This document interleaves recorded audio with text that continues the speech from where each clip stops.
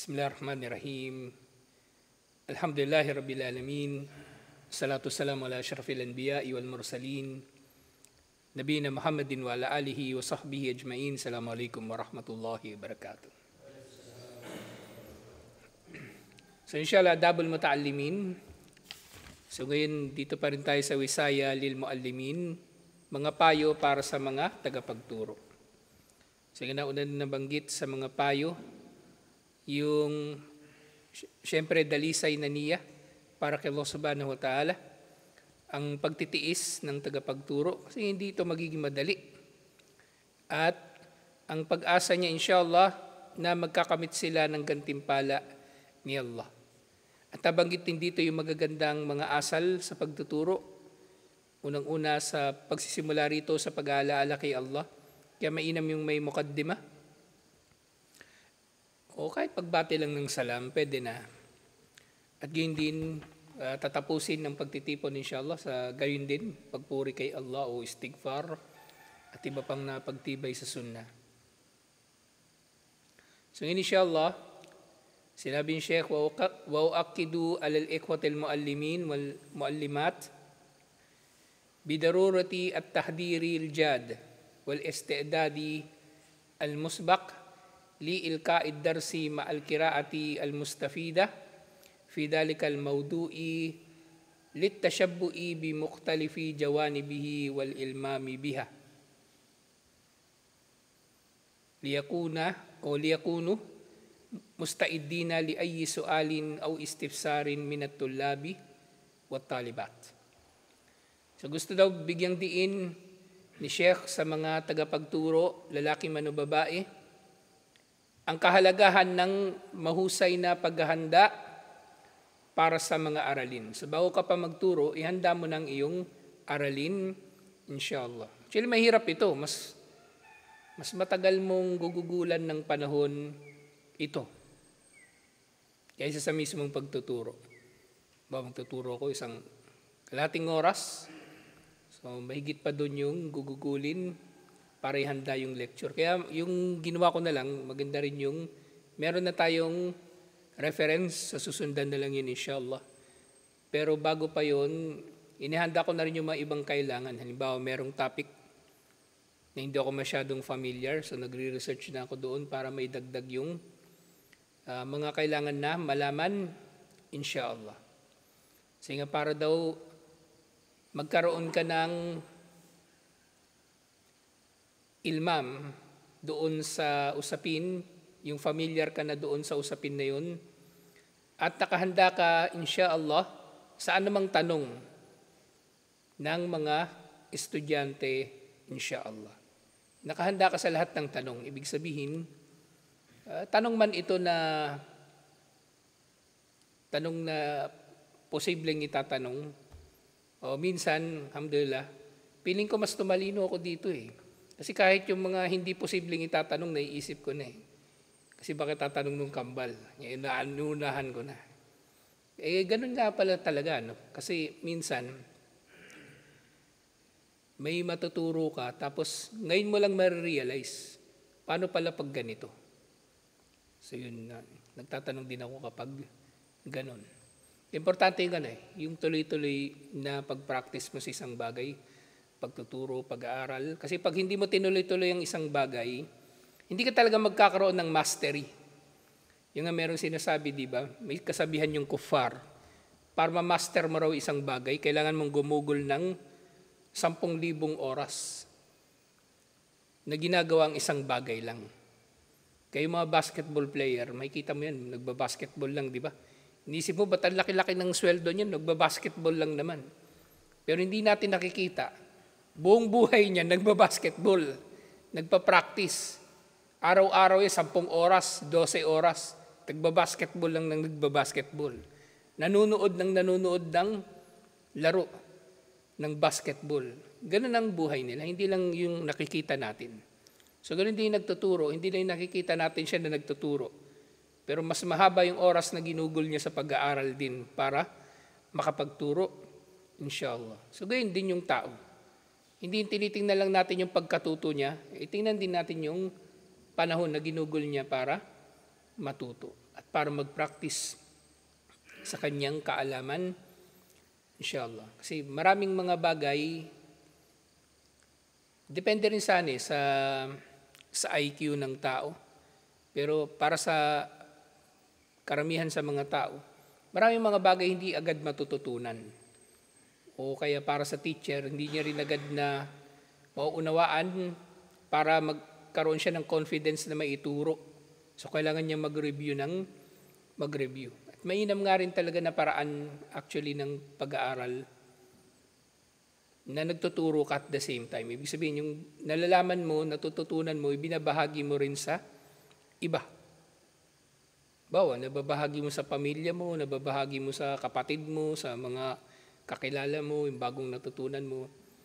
So mainam yun, na paraan para ma-retain yung napag-aralan inshallah. So kinakailangan ng tagapagturo ang iba yung paghahanda para sa kanyang pagtuturo. Hindi lang immediately before ng pagtuturo. So kailangan din dito yung syempre bago ka pa man magturo, ilang taon ka rin muna na nag-aral. Kung nagkaroon ka ng malawak na pundasyon ng pag-aaral, inshallah. Hindi yung ka lang, halimbawa kakasyahada mo lang, tapos nagkaroon ka ng lakas ng loob, magturo, nagtuturo ka na. Pwede naman, pero ang ituturo mo lang, yung sigurado ka saan nalalaman mo. Pero yung panghimasukan mo na yung mga bagay-bagay na hindi mo naman nalalaman, so yun ay may problema. Kasi sa pagtuturo, unang-unang dapat na ma-develop sa nagtuturo, yung pangunawa sa kanyang itinuturo. Yun ang ibig sabihin ng basira, yung tiyak na kaalaman. At ang tiyak na kaalaman ay nalalaman natin o nakikilala natin dahil ito ay kaalaman na nauunawaan natin. At anong sukatan na nauunawaan mo ang isang bagay? Yung kaya mo itong ipaliwanag, inshallah. Kaya mo itong ipaliwanag, inshallah. Yun ang sukatan kung paano mo masasabi na tiyak ka na sa iyong kaalaman. Pero syempre, hindi porke naunawaan mo ang isang bagay, ay maipapaunawa mo na rin to sa iba. Ito, isa pang sumunod na pangaral para sa mga tagapagturo. وَلْيَعْلَمَ الْمُعَلِّمُونَ وَالْمُعَلِّمَاتِ أَنَّ التَّفْهِيمَ أَصْعَبُ مِنَ الْفَهْمِ. So dapat malaman ng mga tagapagturo ng pagpapaunawa sa mga estudyante ay mas mahirap kaysa sa pag-unawa sa usapin. Bawa ikaw, naunawaan mo yung isang bagay, tas ituturo mo ito para maintindihan ng mga tao, hindi yun ganun kadali. Hindi porke alam mo, ay kaya mong maituro. Hindi porke nauunawaan mo, ay kaya mong maipaunawa sa iba. Kaya nga para sa nagtuturo, ay dapat magkaroon siya ng pagpapasensya sa tinuturuan. Kaya nga yung mga nakaraan, dati may ligaw may pag-away sa Facebook, pero bandang huli naisip ko, anong saysay, makikipagdebate ka sa Facebook kung yung kausap mo hindi naman nakakaintindi. Sayang ang oras. Kasi iniisip ko nun, kailangan ko kausapin itong taong to para makaunawa. Pero ngayon habang tumatanda na ako, iniisip ko, marami talagang tao ang hindi makakaunawa. Hindi ko kailangan makipagdebate sa kanila. Kung hindi nila naintindihan yung sinasabi ko, o hindi nila naintindihan yung tinuturo ko, problema nila yun. Hindi ko problema yun. Kasi dati iniisip ko, pag hindi naintindihan ng tao yung sinasabi ko, problema ko. Pero hindi. Madalas yung ibang tao ang may problema, yung ayaw umunawa. Sila ang may problema, hindi yung nagtuturo. Bawa dito, turo ko ng turo dito, tapos hindi natututo yung kambal, halimbawa. Hindi sa akin lang sisi palagi. Hindi sa akin palagi ang sisi. Baka may pagkukulang din sa kanila. Sample lang Nandito na naman kayo, kaya kayo laging sample. So, hindi palaging magiging madali ang pagtuturo. May mga challenges din. Pareho doon sa panig ng nagtuturo at doon sa tinuturuan. Yung sinasabi, لِأَنَّهُ قَدْ يَسْهَلُ عَلَيْكَ فَهْمُ أَوْ حِفْظُ مَوْضُوعٌ مَا. Dahil maaring Madali para sa iyo ang pag-unawa sa anumang usapin. Nagtuturo ka, pinag-aralan mo to, madali mong naunawaan. Walakin kadla tastatiu tawsilu tilkal ma'lumat liadhani tullabi illa bimuhawalati syarhiha biuslubi sahlin mutadarrijin litufhamu birummatiha. Kasi maaring mangyari, maaring may bagay na madali para sa iyo na makabisado o maintindihan. Pero, hindi siya may paparating sa isip ng mga mag-aaral, liban na lang sa matinding pagsisikap sa pagpapaliwanag dito. O kaya sa pamagitan ng pag-simplify dito, o kaya ang gawin itong bai-baitang. Dadahan-dahanin. Kasi magkakaiba talaga ng talento ang mga tao kung paano sila natututo. Kaya nga sa panahon natin ngayon, naiisip ko rin ito Paano nagawa ng mga sahaba na maka-accomplish ng maraming bagay na hindi na-accomplish ng mga tao ngayon? Samantalang hindi naman sila noon nag-aral sa university. Doon sa panahon nila, yung pag-aaral, bahala ka Bahala kang matuto kung gaano kabilis na matuto.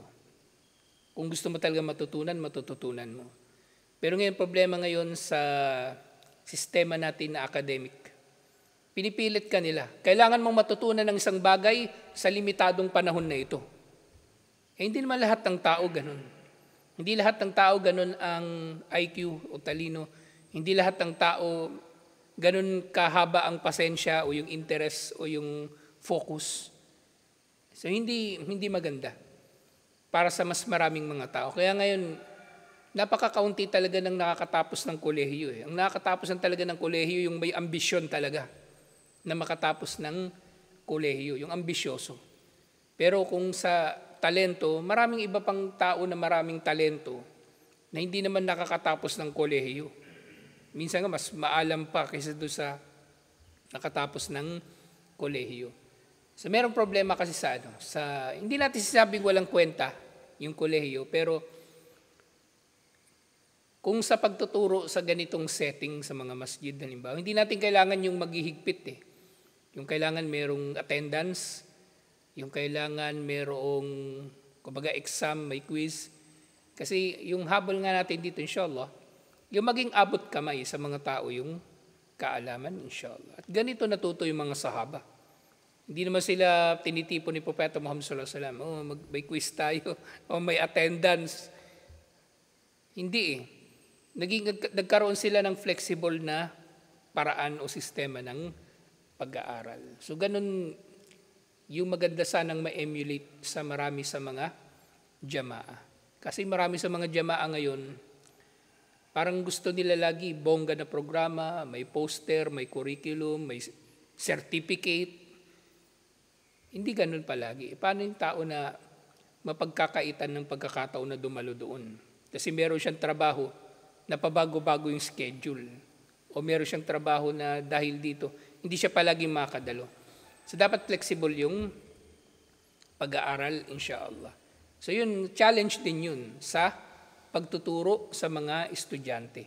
Yung kanilang mga buhay. Kumbaga yung buhay nila, hindi totally umaakma sa sa mga paraan na mapapadali sa kanila ang pag-aaral. Kaya yung teacher, yung nagtuturo, ito dapat yung gagawin niya. So gumawa siya ng paraan na may papaliwanag niya ito, o kaya masisimplify niya, o kaya ay magagawa niya na ito ay may turo ng bai-baitang. Ang mahalaga ay matutunan ito ng tao, inshallah.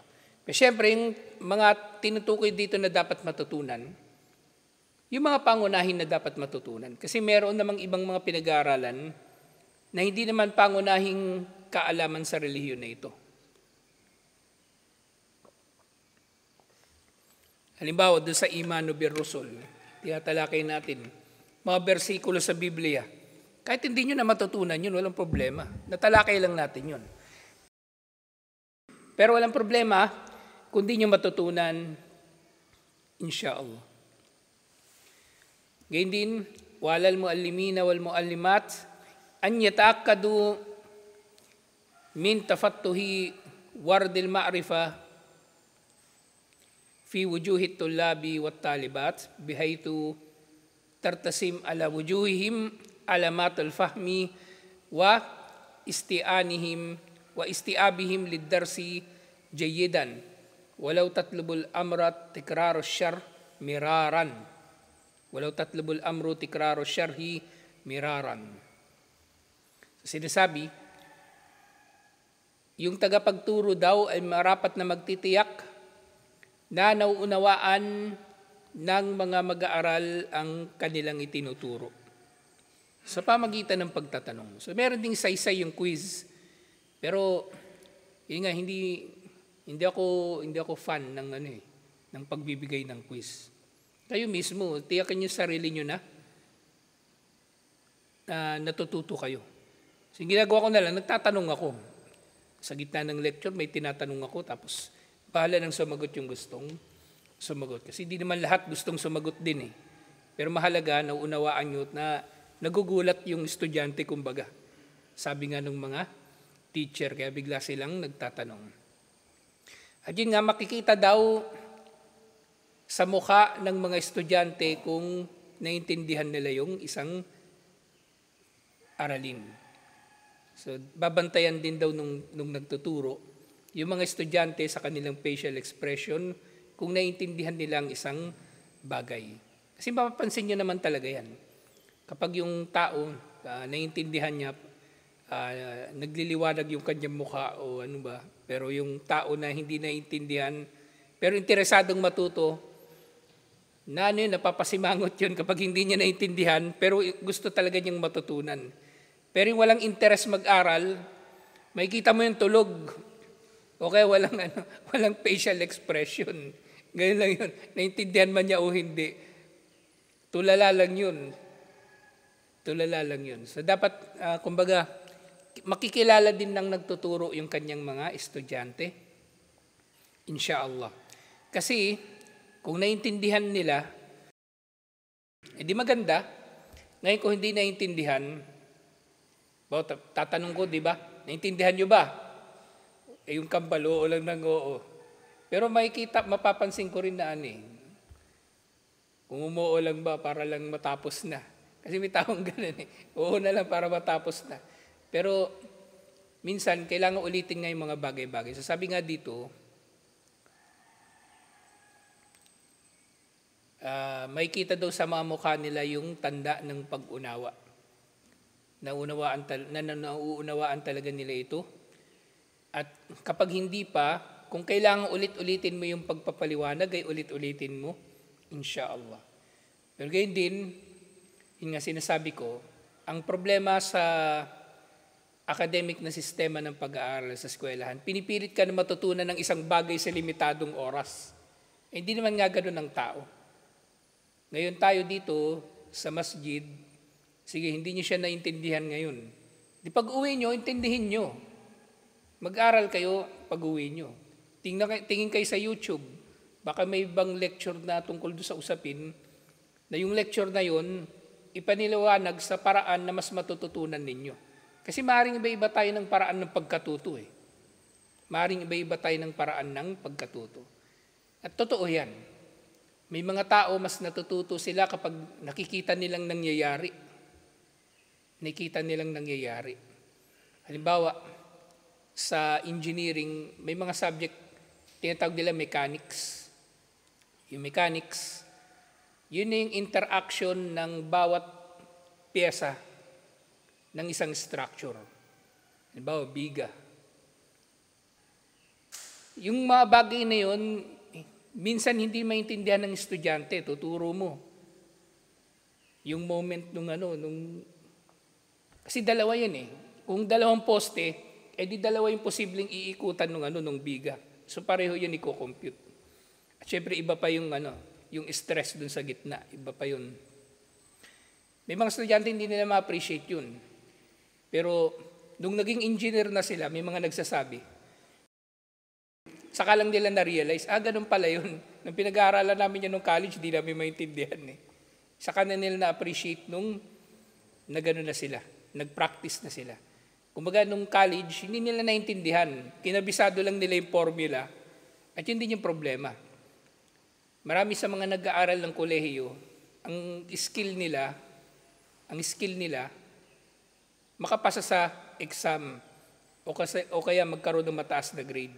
Kasi nga may iba-ibang skill ang mga tao o may iba-ibang antas ng pag-unawa ang mga tao. So ganun din sa Islam. So kailangan yung nagtuturo, matiyak niya na naiintindihan ng mga tao yung kanyang tinuturo. At yung tao naman, tiyakin niya sa sarili niya na naiintindihan ang tinuturo. Kasi hindi porke hindi mo naiintindihan ang isang bagay, problema ng tagapagturo. Minsan ang problema talaga ay doon sa estudyante. Problema talaga ay nandoon sa estudyante. Tingnan nyo rin yung kalagayan nyo. So katulad nga ng palagi ko sinasabi, hindi natin susukatin ng husay ng isda sa pamagitan ng pag-akyat dito sa puno o paglipad. Sukatin natin yung husay ng isda sa kakayanan nito na lumangoy. So maaring may iba tayong iba-ibang skill, pero pagdating sa mga pangunahin na kaalaman, dapat pag sumikapan natin na malaman, maintindihan, inshallah. Lalong-lalo na akida. Lalong-lalo na akida. Paano yung halimbawa, yung akida minamaliit ng tao, di ba? Tapos may mga nangyayari na sa buhay niya na lampas na pala o labag na sa akida, pero hindi niya alam kasi hindi niya inalam. So dapat alamin natin yung mga pangunahin na kaalaman, inshallah. So meron na iulat dito. So minsan daw si Imam Shafi'i, meron daw isang usapin, ipinaliwanag niya ng 40 times. 40 times niya na inulit-ulit.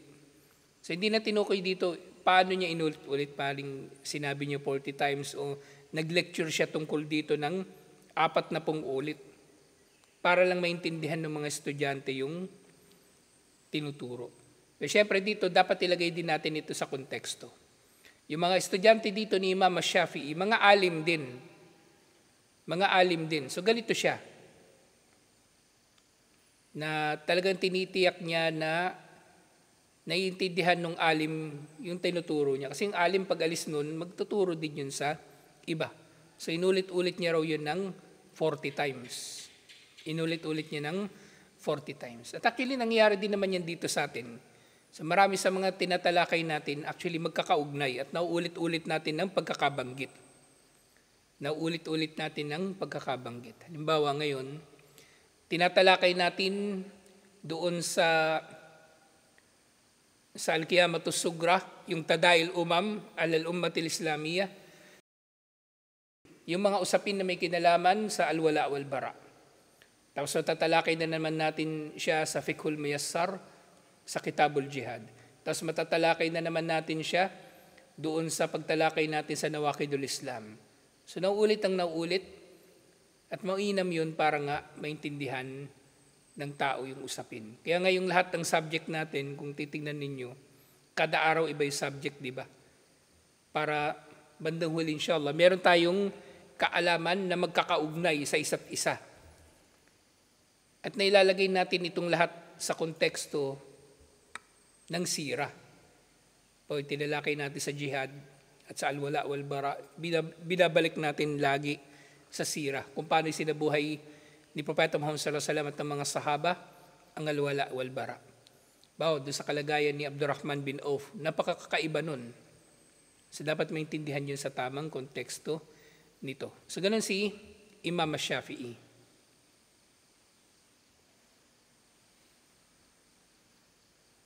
So yun nga, waja'a fi tabakati Shafi'iyah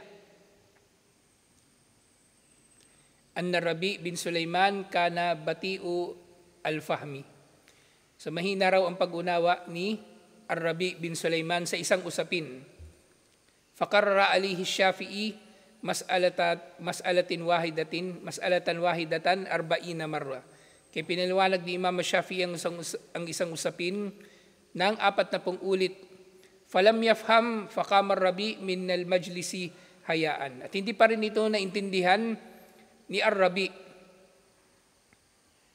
ni Sulaiman bin Ar-Rabi. Hindi pa rin niya ito naintindihan. Ar-Rabi bin Sulaiman, hindi pa rin niya ito naintindihan. Kaya tumayo na siya doon sa pagtitipon. Fadaahu Shafi'i fi kalwatin wa karrara alihi hatta fahim. Kaya tinawag siya ni Imam Shafi'i, kumbaga sinolo siya ni Imam Shafi'i at tinuruan siya ng sila lang dalawa hanggang sa naintindihan nito ni Ar-Rabi bin Sulaiman. Si Ar-Rabi bin Sulaiman, alim din. Pero yun nga, meron siyang isang bagay na hindi naintindihan. At normal ito. Hindi maari na isipin ng tao, di ba, alim tapos hindi nakakaintindi. Maaring ang iba-iba kasi tayo nga ng antas ng pag-unawa. O iba-iba yung skill natin. May iba sa atin madaling makaunawa ng akida, pero mahina sa fiqh. May iba sa atin mahusay sa fiqh, pero mahina sa akida. Meron magaling sa Arabic, mahina sa akida. Sablay naman yun. Kung galing ka sa Arabic, tas mahina ka sa akida, ituloy mo yung pag-aaral ng akida. Inshallah. Mas pagsumikapan mo ang akida, inshallah. So 40 ulit daw na inulit-ulit ito ni Imam Shafi'i, pero hindi pa rin niya naintindihan. Kumbaga yung 40 ulit na yon, doon na yun sa classroom. Tapos nagsolo sila ni Imam Shafi'i hanggang sa maintindihan ni Ar-Rabi bin Sulaiman. So dito maaring hindi na binanggit dito kasing usapin nito, kung anong usapin ito. So maaring ang hindi maintindihan ni Ar-Rabi ay isang usapin na meron ditong ikhtilaf o pagkakaiba ng pananaw ng mga scholar, at ipinapaliwanag sa kanya ni Imam Shafi'i kung ano mga ito at kung ano ang rajeh sa usapin na ito. Sige, sinabi ni Imam Shafi'i sa kanya, Ya Rabi o Rabi, law kadartu an at'amukal ilma la at'amtuka iyaha. O Rabi, kung kaya ko lamang na isubo sa iyo ang kaalaman, ay isusubo ko ito sa iyo. Ipapakain ko ito sa iyo para hindi ka na mahirapan o para maging madali ito para sa iyo. So ito ay inulat ni Imam al-Baihaqi doon sa Manaqibu Ash-Shafi'i, alhamdulillah. So may kinalaman din dito, qala al-Ajurri fi kitabihi Akhlaqul Ulama. Sinabi ni Ajurri, isa sa mga scholar na nabuhay nung unang panahon, doon sa kanyang Akhlaqul Ulama, mabubuting asal ng maalam, fa'alal muallim an yakuna saburan alaman kana dehnuhu batian anil fahmi. So marapat doon sa tagapagturo na maging matiisin sa sino man na mahina ang kanyang pag-unawa. So dapat matiisin siya sa sino mang mahina ang pag-unawa. Pero syempre, yung mahinang pag-unawa na interesado na matuto. Ganun. So kailangan niyang ulit-ulitin, kung kailangan niyang ulit-ulitin yung bagay, o isimplify niya, o gumawa siya ng illustration, o gawin niyang baibaitang para maintindihan ng tao. So ganun, inshallah. Pero minsan makikita mo rin yung tao kasi merong tao na makikita mo, nagsisikap siya mag-aral, nahirapan lang talaga siya makaintindi. At meron din naman tao, hindi nakaintindi kasi wala namang interest talaga sa pinag-aaralan. Tamad, kumbaga. Parang dati, di ba, sa Arabic, yung unang beses na nag-Arabic tayo rito, yung nakikita ko, sa inyo yung pagkukulang. Hindi dahil sa bobo, hindi dahil sa bobo kayo o tanga. Kumbaga nagkulang kayo sa paglalaan dito. Yung pinapagawa kong dictionary, pinapalista ko yung mga vocabulary. Walang ni isa sa inyong gumawa. Ikaw, meron ka? Wala rin. Ibig sabihin, wala rin. Wala rin. Diba? Kaya inulit natin ngayon, inshallah. Kaya yung sinabi ko noon, gawin nyo na. Kasi dyan lang kayo makakaligtas sa bagay na ito. Kumbaga, sa pamagitan lang nito, makakapasa kayo sa bagay na ito. yung matututo talaga. Kasi nga, sa Arabic, importante yung vocabulary. Sige, kabisado niyo yung grammar, lahat-lahat. Wala kayong alam na salitang Arabic, anong saysay? Di ba? Sa pag-aaral nga, ang unang mabubuo sa tao, yung vocabulary. Kahit hindi niya naintindihan yung grammar basta meron siya vocabulary, magagawa niya makipag-usap sa tao. O maintindihan niya yung pinag-uusapan ng mga tao. Ilocano, hindi naman ako nakakapag-Ilocano, pero alam ko yung ibig sabihin ng mga salitang Ilocano. Kumbaga naiintindihan ko naman kahit paano. Punta ako palengke, kinausap ako Ilocano. O sagot ko sa kanya Tagalog, nagkakaintindihan naman kami. Ganun ka-importante yung vocabulary. Ganun ka-importante yung vocabulary.